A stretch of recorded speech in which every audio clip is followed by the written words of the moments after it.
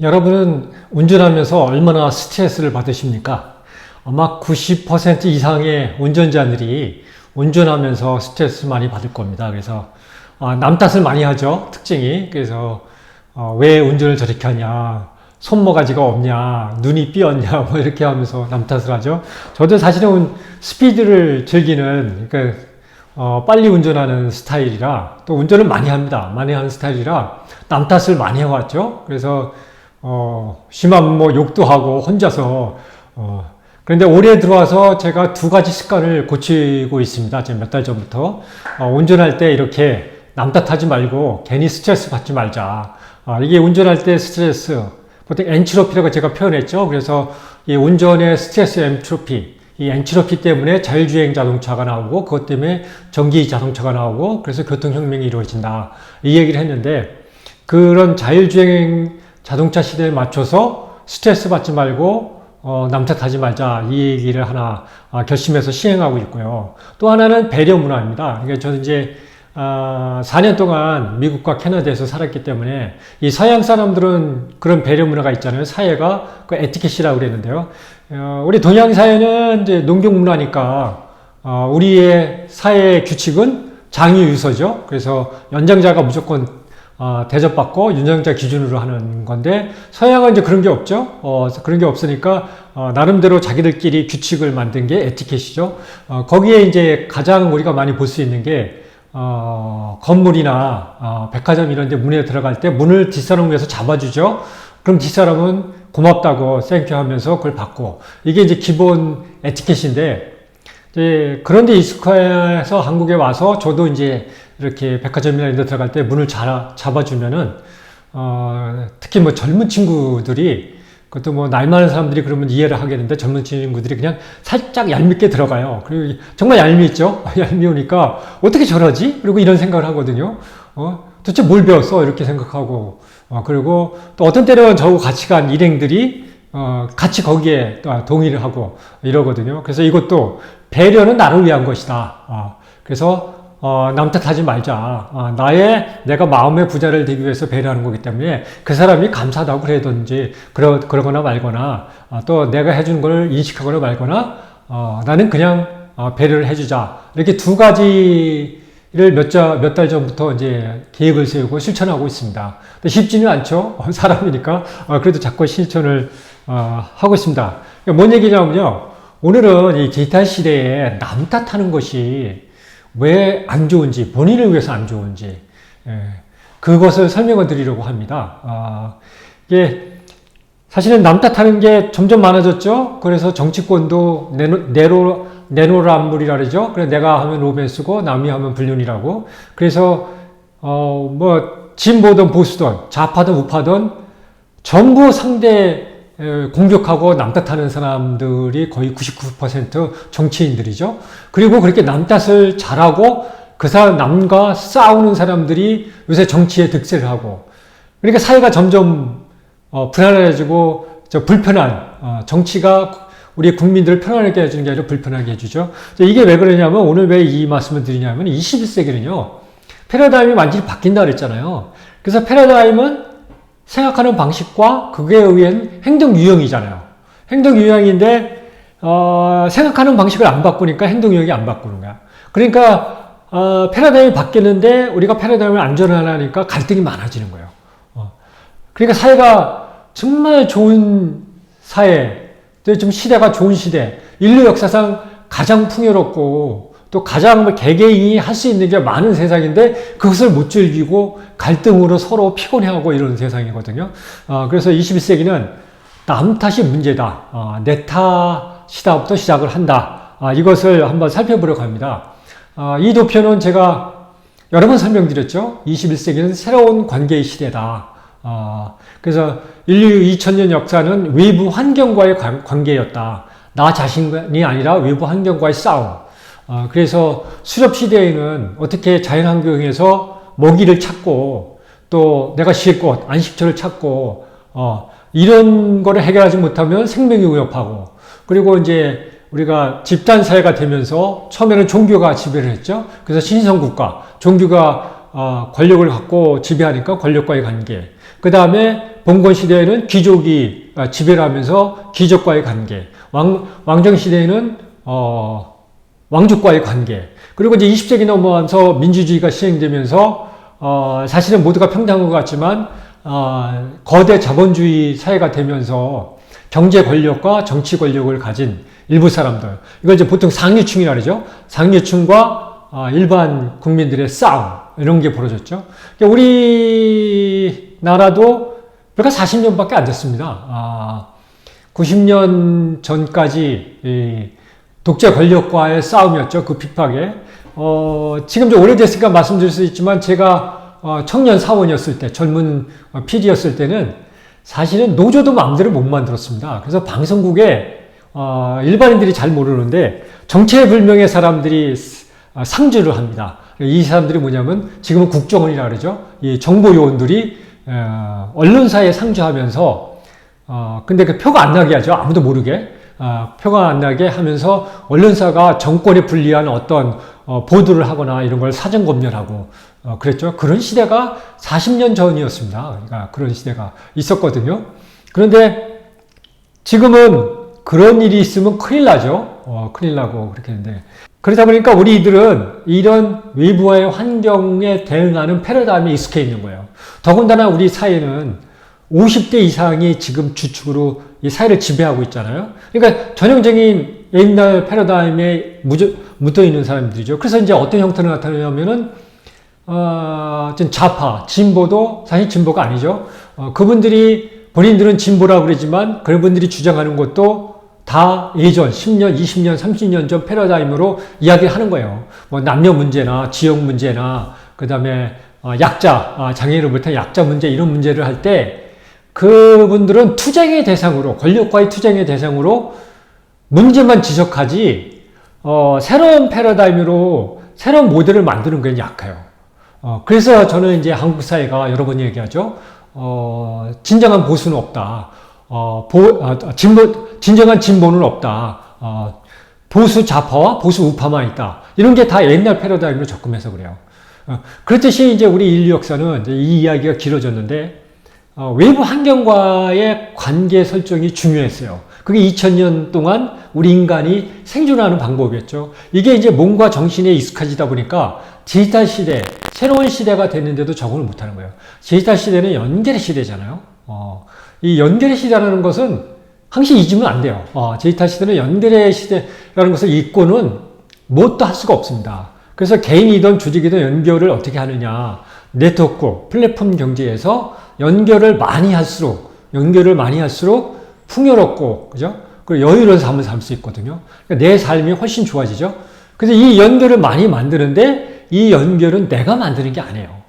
그러니까 그 전에 외부 환경과의 관계 시대 때는 투쟁에서 얻는 건데 지금은 투쟁을 하면 연결이 안 되죠. 상대가 떠내니까. 그래서 여기서 나와의 관계, 이 도표에서 얘기하는 나와의 관계 설정에서 중요한 것은 권력 관계를 제대로 이해하라는 거예요.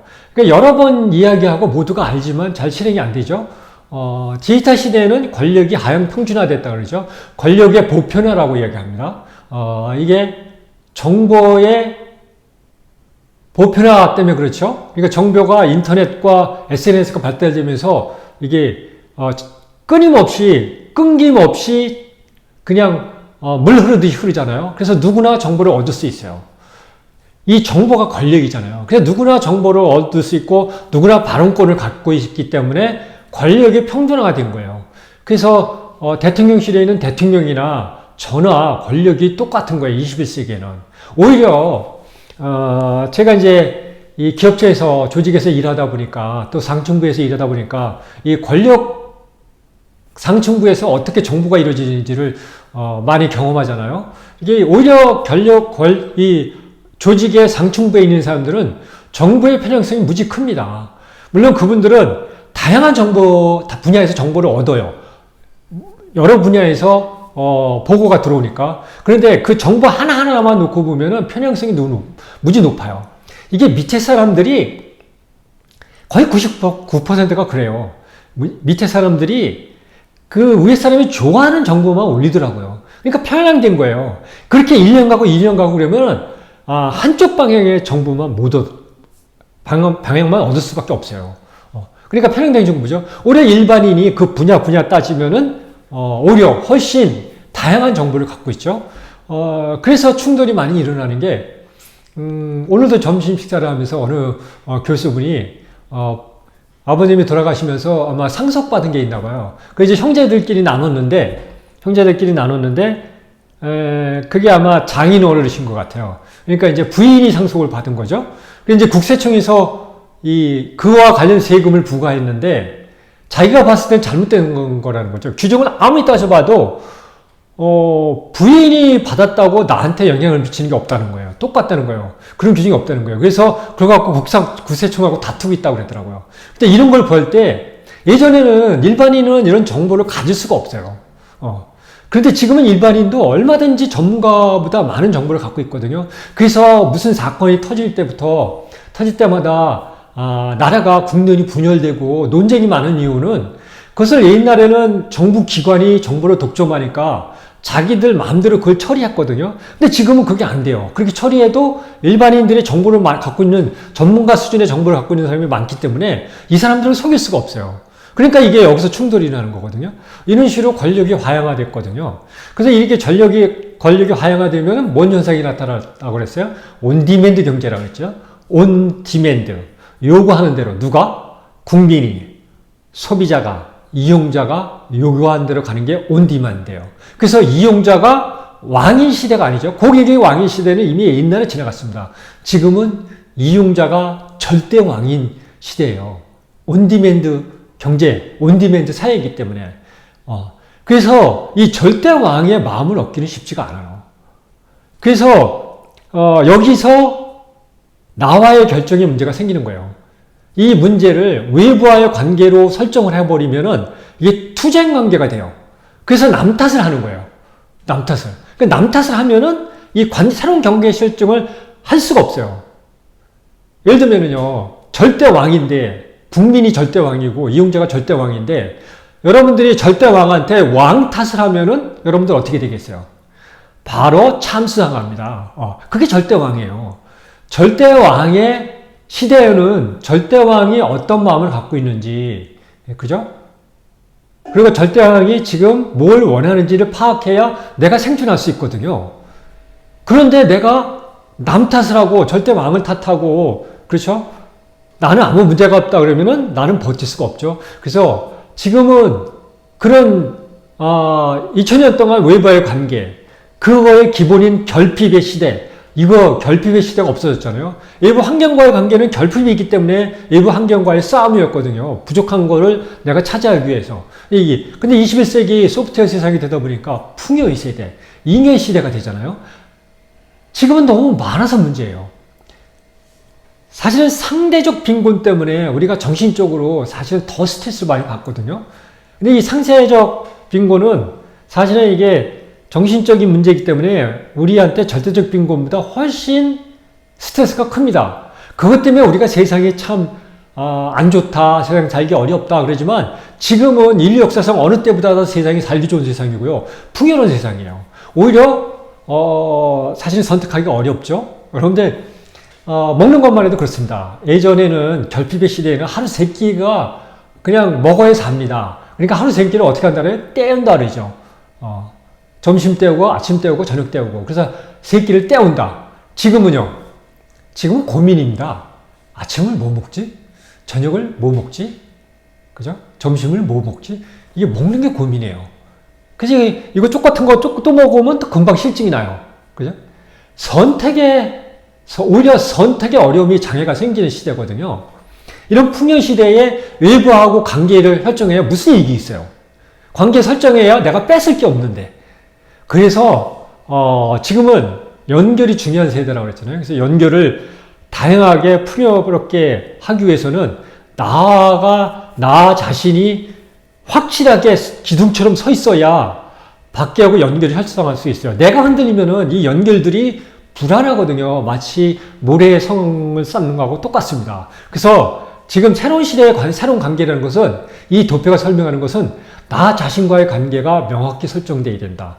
그래서 나 자신과의 관계에 첫 번째 단계가 자기를 정확히 인식하는 거예요. 내가 누구인지, 그죠? 내가 어떤 사람인지, 그리고 나 현재 나는 누구이고, 그리고 지금까지 나는 어떻게 살아왔고, 내가 지금 잘하는 것은 뭐고, 내가 지금 잘못하는 것은 뭐고, 부족한 것은 뭐고, 그리고 나는 앞으로 100세까지 어떤 삶을 살고 싶고, 그걸 살기 위해서 나는 지금 어느 정도 준비가 돼 있고, 뭐가 부족하고, 잘하는 건 뭔지, 이렇게 나를 정확히 평가하는 거거든요. 이것을 뭐라 그래요? 자기 성찰이라고 그러죠. 그래서 지금을 자기 성찰 시대라고 그러는 겁니다. 그래서 지금 심리학이나 사회과학의 전문가들은 가장 많이 이야기하는 게 21세기는 자기 성찰의 시대다. 그래서 자기 성찰을 잘해야 풍요롭고 올바른 삶을 산다. 그 자기 성찰의 핵심이 명상에서 영어로 마인드풀리스라고 하잖아요. 마인드풀. 마인드풀리스는 왜 명상에 그 용어를 붙였을까요? 그거는 내가 다른 잡생각을 다 없애고 온전히 비워놓고 나 자신만을 명상으로 생각한다는 얘기예요. 그래서 이런 것들이 사회과학에서 중요하게 이루어지는 것은 나를 명확히 세워야 이 관계 설정이 다양해지고 풍부해진다는 거였어요. 그래서 이것이 의미하는 것은 남 탓하지 말고 앞으로 내 탓이다. 이 내 탓은 오래전부터 나왔죠. 90년대 우리 사회에서 가장 존경받는 분이 김수환 추기경이었습니다. 제가 이제 이 나이까지 살아보니까 우리 사회에서 계층을 막론하고 누구나 존경한 분이 그분이 거의 유일한 것 같아요. 그게 좌파든 우파든 진보든 보수든 남녀노소 누구나 외국인까지 다 존경한 분이 그분인 것 같아요. 그분이 왜 존경을 받나 했더니 그런 시대적 통찰이 있었던 것 같아요. 90년대는 우리가 어떤 시대였습니까? 70년대부터 이렇게 꿈틀대기 시작해서 80년대에 기반을 닦고 90년대에 본격적으로 이렇게 날아오르기 시작한 시대잖아요. 그러니까 매일매일 사회가 역동적으로 움직이는 거예요. 그리고 경쟁 사회고 모두가 그거를 올라타기 위해서 난리를 치는 우리 사회가 처음으로 겪는 각박한 세상이 된 거예요. 이때 그것을 그분이 벌써 깨달은 거예요. 남 탓이 아니라 내 탓이다. 이 경쟁을 하다 보면 남 탓을 하게 됐거든요. 내 탓이다. 그것을 40년 전에 이미 이 디지털 시대를 벌써 예견을 하신 거 아니에요? 그래서 지금은 그 김수환 추경님 말씀하신 내 탓이다. 이것을 운동을 다시 할 시대가 아닌가 이렇게 생각해요. 그래서 이제 도표를 마무리 지으면은 이렇게 나의 관계가 명확해야 다른 관계를 풍부하게 할 수 있다는 것이죠. 이게 공동체와의 관계예요. 내가 나와의 관계, 나의 성찰을, 끊임없는 성찰을 통해서 나와의 관계를 명확히 해놔야 공동체, 이 연결을 강하게 만들 수 있거든요. 이게 공동체의 관계예요. 공동체를 위해서 내가 무엇을 할 수 있는지, 그죠? 그리고 공동체에서 나는 어떤 역할을 잘해서 내가 여기서 내 영역을 확실히 잡을 수 있는지, 이것을 잡는 거고요. 그것이 되면은 이제 궁극적인 목표는 자연환경과의 관계죠. 자연환경과의 관계는 우리 온 인류와의 관계예요. 인류 전체가. 이게 궁극적인 목표예요. 그래서 자연환경과의 관계는 매우 중요하죠. 그래서 ESG, 그래서 거기에 자연이 첫 번째 들어가는데, 사실은 제일 어려운 문제죠. 어려운 문제인데, 자연환경과의 관계는 해결해야 될 문제지만, 해결하기도 쉽지가 않은 문제예요. 왜냐면 당장 우리한테 어떤 결과를 안 가져오거든요. 그래서 사실은 2030년, 2050년 되면은 이 자연 환경과의 관계는 우리의 삶을 경제활동부터 우선 모든 조직활동에 무제한 영향을 미치고 있지만 미칠 것인데 아직 준비가 안 됐죠. 우리는 준비를 또 미루고 있죠. 앞으로 먼 미래인 것처럼 미루고 있는데 이것들이 왜 그러나 생각을 했어요. 그래서 지금 정치권도 지난달에 우리가 작년에 플라스틱 빨대를 사용 못하게 하고요. 종이컵을 사용하지 못하게, 일회용컵을 사용하지 못하게 시행령을 만들었잖아요. 그래서 1년 동안 시범 기간을 해서 해왔잖아요. 그래서 불만들도 많았죠. 장사하시는 분들은. 너무 어렵다. 그런데 지난달에 본격 시행해야 되는데 그것을 유예시켰죠. 무기한. 이런 행동들이 다 그거예요. 그걸 유예를 시키면 안 되죠. 왜냐면 어차피 우리가 해야 될 거거든요. 이것은 우리가 우리 현재에 대한 설정이 명확하지 않아서 그래요. 우리가 지금 누구고, 우리나라는 누구고, 이게 자기 성찰이 명철이 되면은 앞으로 우리는 인류에서 어떤 삶을 살아야 되는지, 이게 쓰면은 절대 그런 행동을 안 하죠. 이런 모든 문제가 걸려 있는 거예요. 자기 관계 설정, 자기 성찰은 이렇게 더 확대되면은 더 이런 큰 문제까지 연결이 됐거든요. 그런데 이제 이게 자기 성찰이 잘 안 되는 이유는, 사실은 이게 사회 변화에 대한 우리의 인식에 있습니다. 그러니까 패러다임 전환이 되면은 그 패러다임 전환을 우리가 쫓아가야 되는데 그걸 안 쫓아가죠. 패러다임은 우리가 집단이 생각하는 방식과 행동 유형이잖아요. 우리가 생각하는 방식을 바꿔야 되고 행동 유형을 바꿔야 되는 거예요. 패러다임 전환은. 근데 옛날 패러다임으로 접근하거든요. 근데 이게 패러다임 전환이 왜 안 되냐? 그것이 새로운 나의 관계에서 중요한 게 뭐라 그랬어요? 기술과, 기술과의 관계. 이것이 중요하다 그랬잖아요. 기술이 끊임없이 발달되고 너무 빨리 발달되면서 우리 삶을 너무 많이 변화시켜요. 변화시키니까 우리 기술에 대한 이해가 없으면은 사실은 나에 대한 성찰을 아무리 해도 올바른 나의 상을 정립할 수가 없어요. 그래서 이게 왜 안 되나를 제가 수년 동안 고민을 해봤어요. 이런 자기 성찰 시대, 이런 것들은 다 알잖아요. 그죠? 내 탓이다. 이 운동도 벌써 40년 대 일어나고, 이게 왜 안 될까 했더니, 사실은 기성세대일수록 이런 기술의 발달에 대한 이해를 하려고 노력을 안 해요. 그래서 이것을 기술 리터러시라 그러잖아요. 기술의 이해. 그래서 지금은 테크 휴먼 리터러시라 그러잖아요.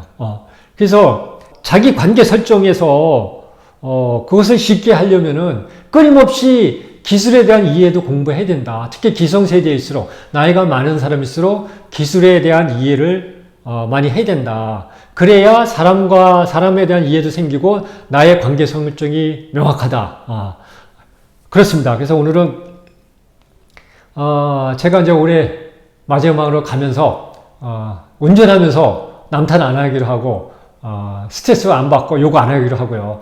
또 문을 열어주거나 이런 배려를 하면서도 남을 위해서 하는 게 아니라 나 자신을 위해서 하는 거다. 그래서 그 사람들이 고마워하지 않아도 상관없고 그것을 인식하지 못해도 상관없다. 이런 내 습관을 바꾸면서 2024년 새해에는 여러분들도 남 탓하지 말고 내 탓이다. 여기서 출발해서 자기 성찰로 보람찬 미래를 설계하자. 그래서 이런 말씀을 드렸습니다.